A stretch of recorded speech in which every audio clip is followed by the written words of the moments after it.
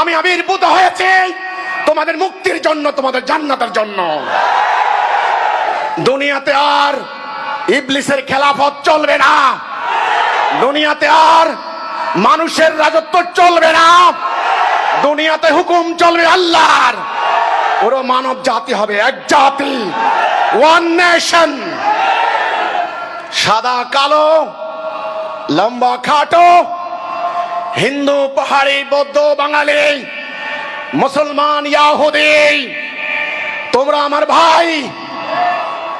তোমাদের সম্পদ কেউ ধ্বংস করতে পারে না, তোমাদের অধিকার কেউ নষ্ট করতে পারে না, তোমাদের কেউ উদ্বাস্তু করতে পারে না।